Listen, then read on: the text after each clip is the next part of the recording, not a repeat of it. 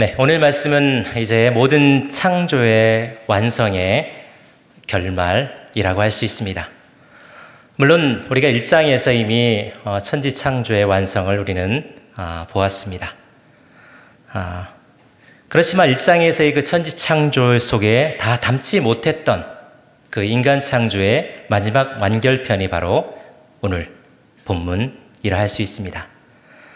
하나님께서는 6일 동안 세상을 창조하시면서 매일매일 그 모든 세상을 좋았다라고 말씀하셨습니다. 좋았다, 좋았다 하시면서 마지막에는 심히 좋았다라고 만족하시는 말씀을 우리는 성경을 통해서 들을 수가 있었죠. 그런데 오늘 말씀을 보니 그 창조물 가운데 처음으로 하나님께서 좋지 아니하신 사건이 등장합니다. 바로 아담이 혼자 사는 것이 좋지 않았다라고 성경은 기록합니다. 오늘 본문 18절 제가 한번 다시 읽어드리겠습니다. 여호와 하나님이 이르시되 사람이 혼자 사는 것이 좋지 아니하니 내가 그를 위하여 돕는 배필을 지으리라 하시니라. 네, 이 말씀은 하나님께서 아담을 지으시고 난 후 보시니 아담이 혼자 사는 것이 좋지 않았다라고 생각하시며 돕는 배필을 지어줘야겠다라고 생각하셨다는 말씀입니다. 이처럼 혼자 사는 것은 하나님 보시기에 좋지 않은 것이다 라고 우리는 이해해 볼 수 있습니다. TV 프로그램 중에서 나 혼자 산다 뭐 이런 프로그램도 있습니다만 그런지 몰라도 최근 들어 많은 사람들이 독신주의를 표방하는 그런 의견을 갖고 있는 것 같습니다. 그러나 근본적으로 그것은 하나님께서 원하시는 것이 아닌 것이죠. 어떤 분들은 결코 그런 일은 일어나지 않겠지만 다시 태어난다면 나는 결혼을 하지 않겠다라고 하시는 분들도 있었습니다.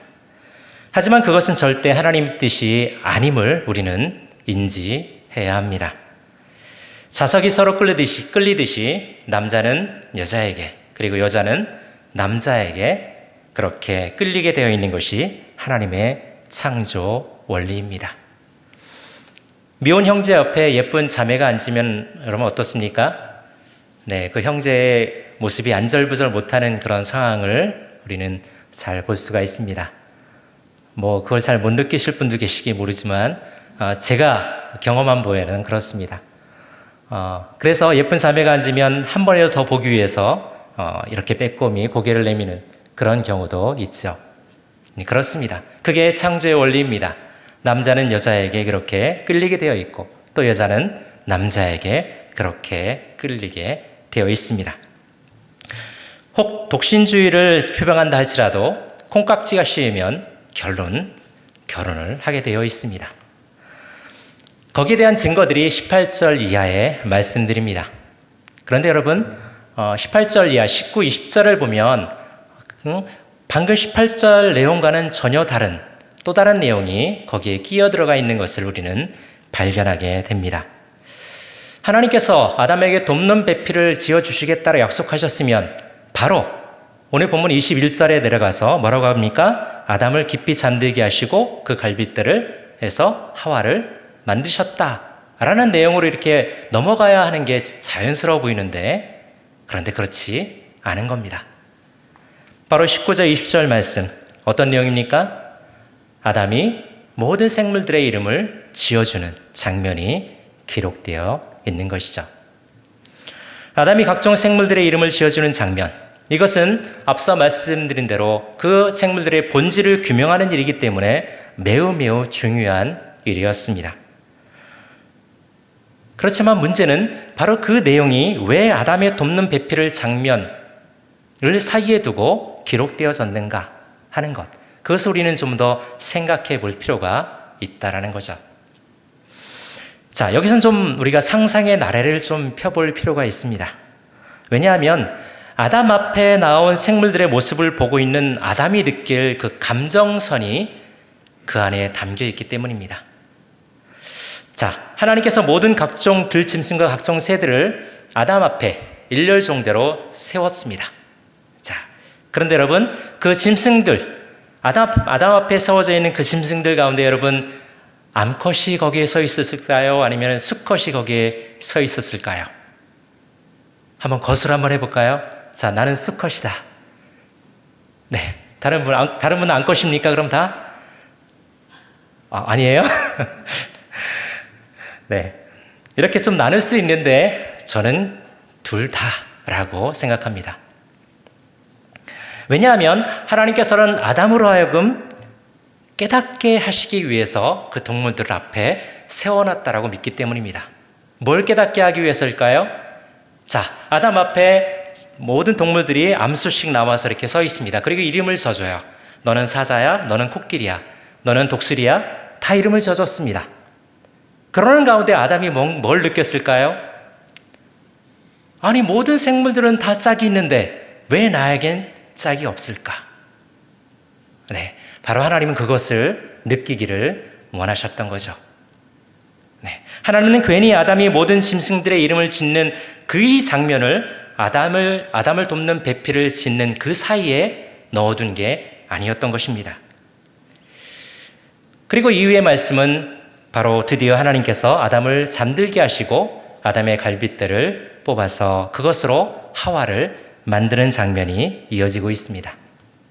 자, 그런데 여러분 여기서도요, 하나님은 마음대로 하실 수 있는 분이시기 때문에 아담을 그냥 잠들게 하시고 갈빗대 하나를 꺼내서 하와를 딱 만드는 그런 대수술을 감행하셨을까요?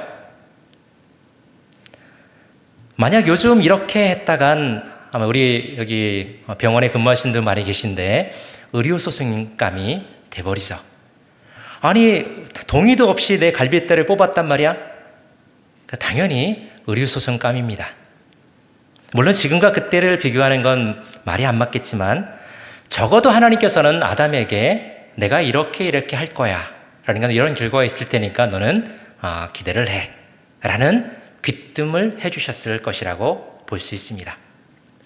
왜 이런 추측이 가능하냐면 하나님께서 아무런 언질이 없이 아담이 잠에서 깬 후에 하와와 딱 마주쳤을 때를 우리가 생각해 보면 이해하기가 쉽습니다. 자, 짐승들의 이름을 지어줄 땐 없던 새로운 종이 눈을 뜬 아담 앞에 딱 보였습니다. 누구요? 하와입니다. 그런데 하와는 동물들을 이름을 지을 때 없었어요. 그리고 그 당시에 거울이 있었다면 아마 아담이 자신의 모습을 보고 하와를 딱 봤다면 나랑 비슷한 존재네 라고 인식을 했었겠죠. 그런데 그 당시에 거울이 있을 리는 만무하고, 그러니까 전혀 새로운 종이 눈앞에 딱 보인 겁니다. 아담이 얼마나 놀랐겠습니까? 더군다나 자신의 가슴이 콩닥콩닥 뛰는 거예요. 얼굴은 빨개지고, 그리고 이 사람을 꼭 내 옆에 두어야만 할 것 같은데 라는 그런 생각이 들고, 정말 그 생각이 혼란스러운 그런 아담의 모습을 우리는 상상해 볼 수 있지 않겠습니까? 네. 그러니 앞서 하나님은 아담에게 언질을 주신 것이 확실하고 아담은 이미 그것을 알고 있었습니다. 왜냐하면 잠에서 깨어났을 때 아담의 반응을 우리는 보면 알게 되죠. 자, 그것이 바로 23절 말씀입니다. 한번 같이 읽어볼까요? 23절 같이 읽겠습니다. 시작.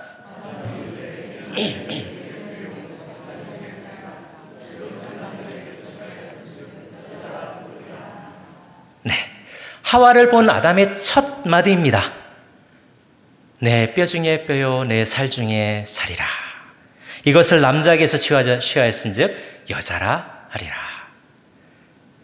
네, 이는 내 뼈 중에 뼈요, 살 중에 살이라. 어떤 말입니까? 어떤 의미가 담겨 있습니까? 나에게서 가장 소중한 것이다 라는 말 아니겠습니까? 내 뼈 중에 뼈요, 내 살 중에 살이라. 네. 하나님께서 자신의 몸에서 갈빗대를 취해 하와를 만들었다는 것을 아담은 안 것입니다.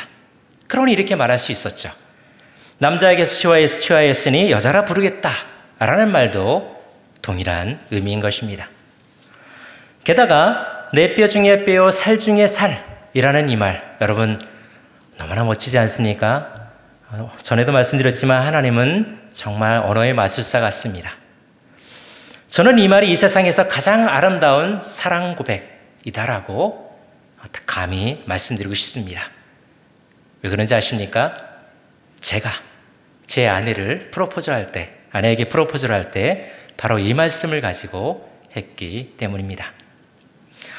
혹시 아직 형제 자매에게 프로포즈를 할 기회가 있는 분들이 계시다면 꼭 이 말씀을 적극 활용하시라고 추천드리고 싶습니다. 자, 더하여 이 말은 듣기에 좋고 멋있기도 하지만 그러나 보다 더 큰 의미가 이 말씀 안에 담겨 있다는 사실을 우리는 알아야 합니다. 그것은 바로 너는 나다 라는 의미입니다. 네, 맞습니다. 너는 나다. 왜 아담이 이렇게 말할 수 있을까요? 아담의 갈빗대를 취해서 하와가 만들어졌기 때문이죠. 그러니 아담은 사실은 보다 근본적으로 말하면 이렇게 말할 수 있을 겁니다. 하와를 보고서 너는 내 갈빗대야. 그죠? 이렇게 말할 수 있는 것이 아담의 말이었습니다. 이것을 보다 순화해서 말하면 너는 나다 라가 되는 것입니다. 그렇기 때문에 24절에 한 몸을 이룬다 라는 말이 성립이 되는 것이죠. 우리 다 같이 다시 한번 24절 같이 읽겠습니다. 시작. 이러므로 남자가 부모를 떠나 그의 아내와 합하여 둘이 한 몸을 이룰지로다. 아멘. 네. 가인이나 아벨이라는 자녀가 태어나기도 전에 하나님께서는 아담과 하와에게 결혼의 정의에 대해서 알려주셨습니다. 결혼은 생전 처음 만난 남자와 여자가 만나서 서로 사랑을 하고 그리고 서로를 알아가고 이제 우리 서로 결혼하자라고 해서 한 가정을 이루는 것이다 라고 할 수 있을 것입니다. 그런데 여러분, 오늘 말씀을 빗대어 다시 그 결혼을 정의해 보면 이렇게 할 수 있지 않을까요? 과거 한 몸이었던 남자와 여자가 만나 다시 한 몸이 되는 과정, 그것이 바로 결혼이다 라고 할 수 있는 것입니다. 그렇습니다. 남자와 여자는 하나인 거죠. 다른 존재가 아닙니다. 한 하나님으로부터 지음받은 존재요, 또 한 몸에서 나온 불가분의 관계가 바로 남자와 여자인 것입니다. 이로써 하나님이 보기 좋지 않았던 문제가 해결되었습니다. 창조 질서의 마지막을 완성하는 인간 창조 과정에서의 마지막 퍼즐이 맞춰진 것입니다. 그리고 그 퍼즐이 완성되는 활용점정은 바로 가정이라는 사실입니다.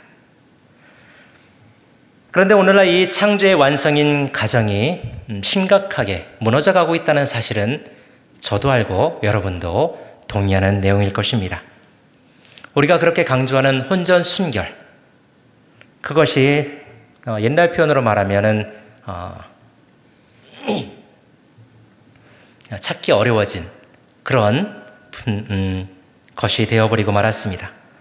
심지어는 혼전 동거를 통해서 살아보고 맞으면 같이 살고 안 맞으면 헤어지면 그만이다 라는 생각이 팽배해 있는 세상이 오늘날이 아닌가라는 안타까움이 있습니다. 거기다가 동성애가 무슨 권리인 양 시장 한바탕에서, 시청 한가운데에서 버젓이 활개를 치고 있기도 합니다. 그리고 끊임없이 TV 드라마 또 영화를 통해서 대중매체 속에서는 외도와 폭력과 도박과 알코올 중독, 심지어는 그냥 성격 차이라는 이름의 미명 아래 그 가정이 깨어지고 있는 모습을 우리는 너무나도 쉽게 만나보게 됩니다. 그래서 요즘에는 돌싱, 돌아온 싱글이라는 얘기죠. 이것이 무슨 훈장처럼 되어 이야기되는 그런 세상이 되고 있습니다. 물론 이따가도 말씀드리겠지만 어쩔 수 없는 그런 상황에서 서로 헤어져야 되는 그런 상황에서 혼자 있는 분들도 계실 줄 믿습니다. 그런 어쩔 수 없는 경우를 제외하고 처음에는 죽고 못 살 것처럼 결혼을 하여 한 가정을 이루고서는 몇 년을 못 가서 못 살겠다 하고 하는 헤어지는 그런 세상이 요즘이 아닌가 하는 그런 위험 요소가 우리 안에 보여지고 있습니다. 가정이 너무 쉽게 이루어지고 또 너무 쉽게 허물어지는 것입니다.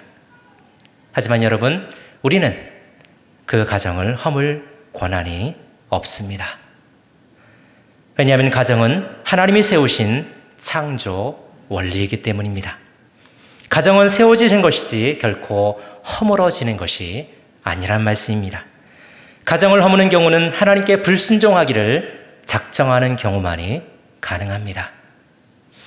그러니 오늘날 너무나도 쉽게 이루어지는 이혼은 하나님의 뜻이 아님을 우리는 잘 알아야 합니다. 물론 고린도전서 7장 15절에 바울이 이렇게 말하죠. 혹 믿지 아니하는 자가 갈리거든 갈리게 하라. 형제나 자매나 이런 일에 구애될 것이 없느니라 라고 말입니다. 바울의 말처럼 믿지 않는 배우자로 인해서 어쩔 수 없이 갈라서야 하는 경우도 있을 수 있습니다.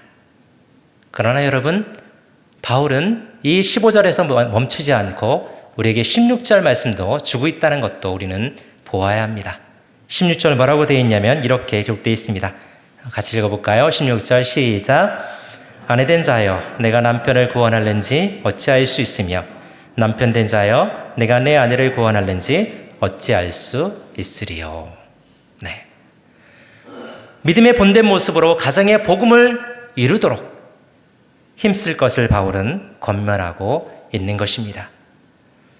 그저 헤어지기만을, 그저 갈라서기만을 바라는 것이 아니라는 거죠.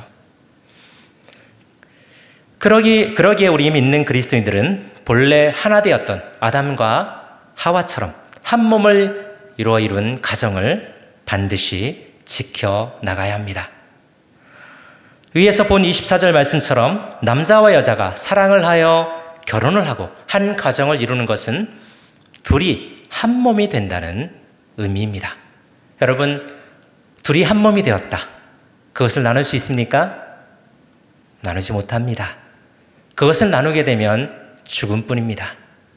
그래서 저와 저희 아내를 주례했던 그 목사님께서는 만약 너희들이 어떠한 사정 가운데서 이혼을 하기 원하면 도끼를 가지고 나를 찾아와라 라고 말씀하시기도 했습니다. 두 쪽으로 갈라놓겠다는 얘기입니다. 예수님께서도 마태복음 19장 5절과 6절 말씀에서 이렇게 말씀하셨습니다.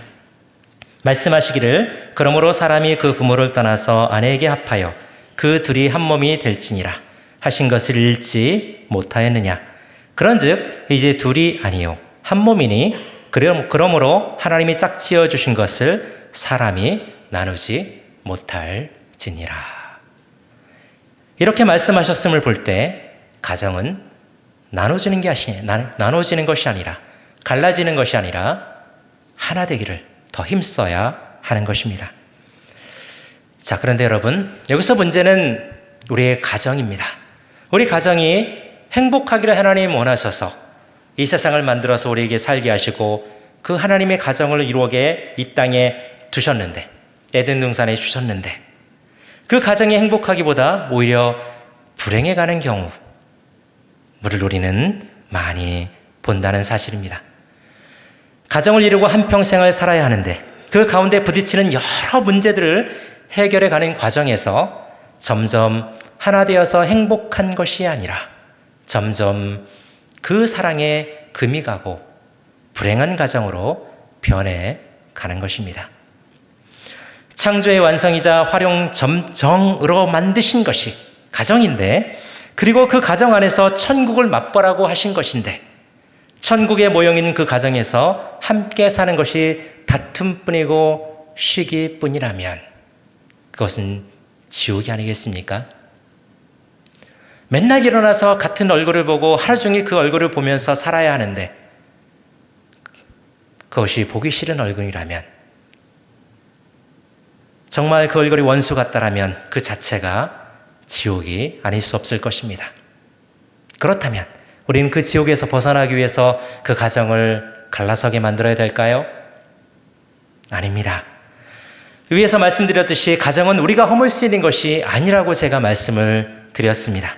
그렇기 때문에 우리는 여러 문제로 힘든 그런 지옥 같은 가정을 포기하게 하는 것이 아니라 어떻게 하면 그 가정을 천국으로 바꿀 수 있을까를 우리는 고민해야 하는 것입니다. 그럼 어떻게 하면 그 가정을 우리는 천국으로 변화시킬 수 있을까요? 저는 오늘 여러분에게 두 가지로 그 비결을 말씀드리고 싶습니다. 먼저는 우리 가정의 주인이 누구인가를 우리는 인식하는 것입니다. 이것이 가장 중요합니다. 여러분의 가정의 주인은 누구십니까? 우리 집의 가정은 주인은 우리 아빠야 또는 나야, 아버지 같은 경우 그렇게 생각하십니까? 아니죠. 원론적으로 여러분이 다 알고 있는 답입니다. 바로 우리 가정의 주인은 하나님이시죠. 우리 한번 같이 따라해 볼까요? 우리 가정의 주인은 하나님이십니다. 네, 그렇게 믿으십니까? 네, 여러분 그렇게 믿으시면 그렇게 사셔야 합니다. 하나님이 우리 가정의 주인으로 모시고 그 하나님이 우리 가정의 중심에 계셔서 나와 나의 가족들은 다 그 하나님을 바라보면서 하나님을 향해서 나아가는 그런 가정. 그것이 바로 우리의 가정인 것입니다. 바로 우리를 지으시고 가정을 만드신 분이 하나님이시기 때문에 우리는 그 하나님을 우리의 중심에 모시고 우리의 주인으로 섬겨야 하는 것입니다. 그렇지 않으면 우리는 무슨 문제가 생길 때마다 서로에게 그 문제의 책임을 떠넘기기에 바쁘다는 사실을 우리는 잘 압니다. 내가 잘못했을 때는 한없이 관대해지는 게 우리 자신의 모습이죠. 그런데 상대방이 잘못하면 어떻습니까? 과거의 과오까지 다 들춰내서 비난하기 일쑤입니다. 그러니 그런 상황에서 무슨 천국이 이루어지고 그 가운데서 무슨 행복이 있겠습니까? 그렇기 때문에 우리는 철저하게 우리 자신을 내려놓고 우리 가정의 주인이 하나님이심을 우리는 인정하고 그 하나님께 우리의 모든 것을 맡겨야 하는 것입니다. 여러분, 그렇다고 하나님께 모든 책임을 떠넘기라는 말은 아니라는 사실 여러분 잘 아시죠? 네, 책임을 떠넘기라는 것이 아니라 하나님을 의지하라는 말씀입니다. 또 하나님 말씀의 순종함을 통해서 하나님의 뜻대로 살아갈 때 우리의 가정의 문제에서 우리는 자유하며 하나님의 인도하심을 받아 살아가는 그런 믿음의 가정이 될 수 있다는 것입니다. 경제적인 문제, 자녀의 문제, 성격 차이의 그런 문제들, 사실 이런 것들은 우리가 해결하기에 불가능한 문제들입니다. 저도 그런 것들을 너무 많이 느낍니다. 날마다 성령 충만하기를 구하고 날마다 말씀 안에 살기를 원해서 아침마다 말씀 묵상하고 기도하고 끝없이 그런 삶을 산다 할지라도 자녀 문제 앞에서 넘어지는 저와 저희 아내의 모습을 저는 수없이 경험했습니다. 서로의 의견들이 달랐기 때문입니다. 저는 방임주의요, 아내는 철저한 계획주의로.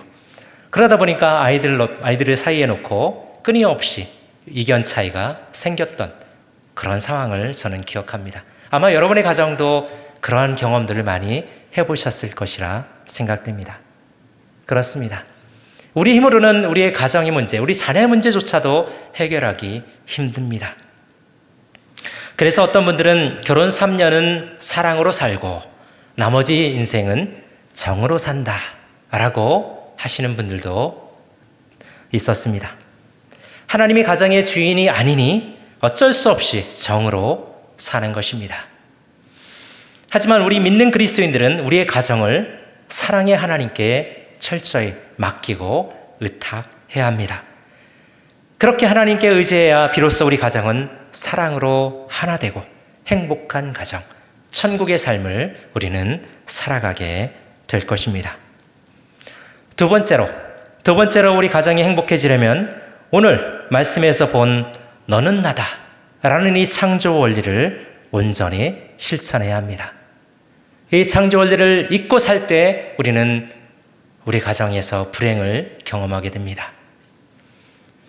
이것은 비단 가정뿐 아니라 우리 교회 공동체 그리고 사회 속에서 여러 사람들과 살아감에 있어서도 중요한 원리가 됩니다.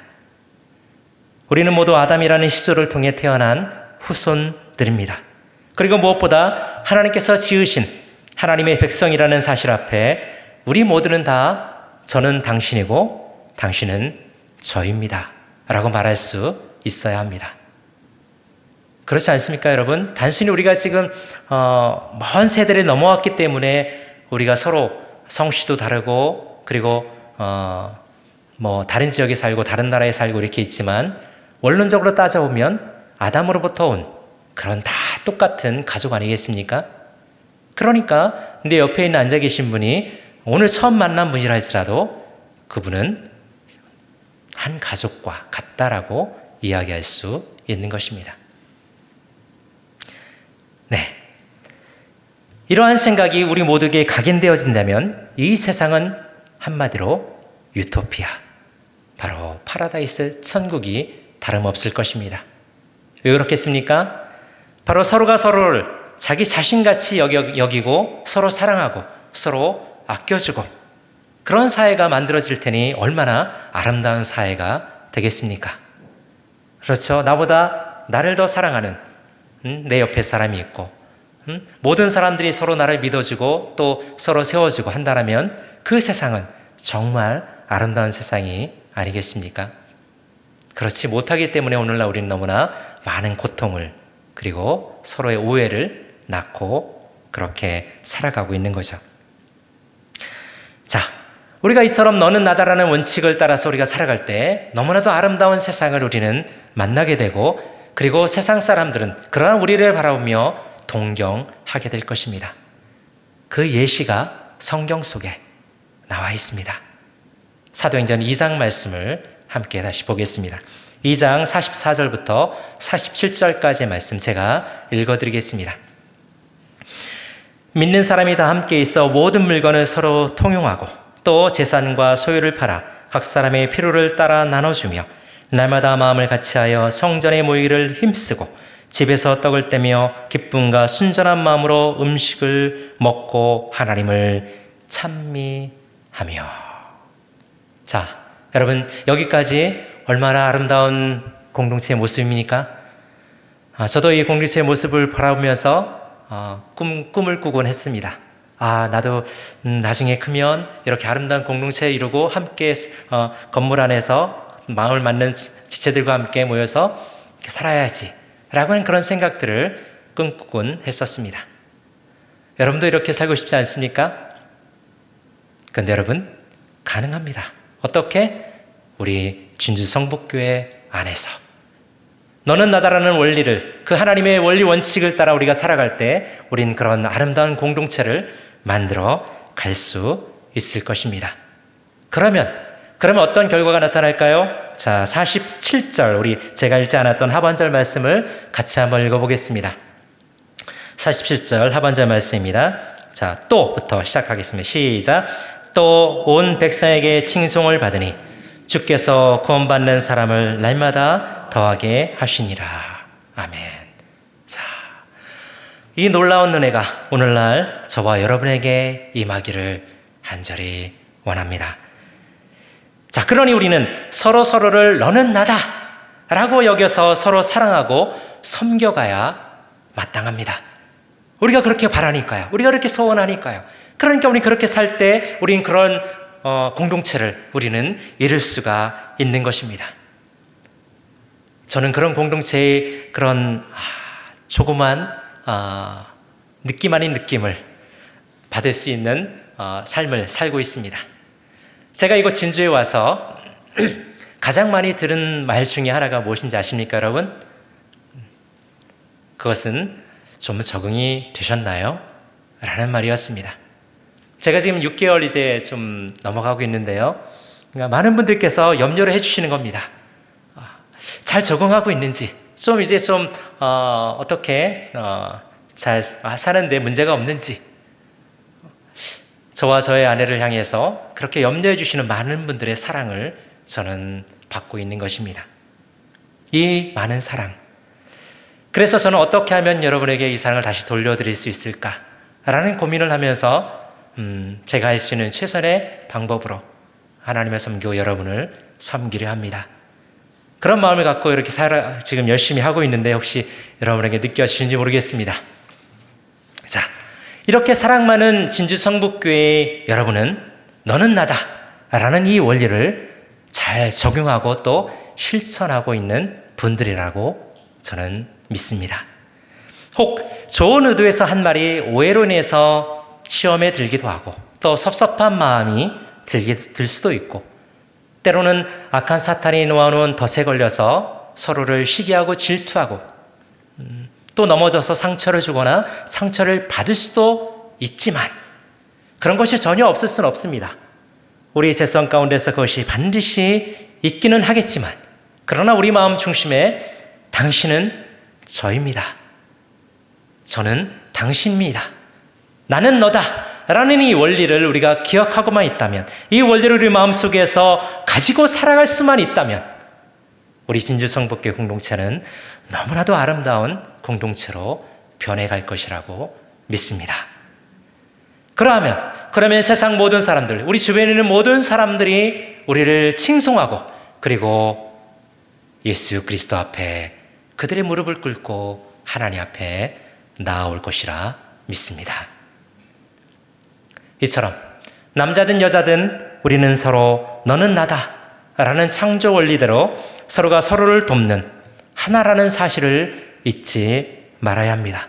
그리고 나를 사랑하듯 서로를 사랑한다면 우리의 가정뿐 아니라 그리고 교회, 나아가 우리의 사회까지 변화시킬 수 있는 그런 우리 모습이 될 것이라 생각합니다. 사랑하는 성도 여러분, 여러분 마음속에 하나님께서 주신 창조의 원리 너는 나다, 당신은 저입니다. 그 마음을 잃지 마시고 살아감을 통해서 여러분의 가정을 행복한 가정으로 만드시고 그리고 우리 사랑하는 진주성북교회를 그렇게 행복이 가득한 아름다운 공동체로 만들어가고 나아가서 나의 직장과 내가 속해 있는 사회, 이 나라를 그러한 세상으로 만들어가는 저와 여러분이 되실 수 있기를 예수 그리스도로 간절히 축원을 드립니다.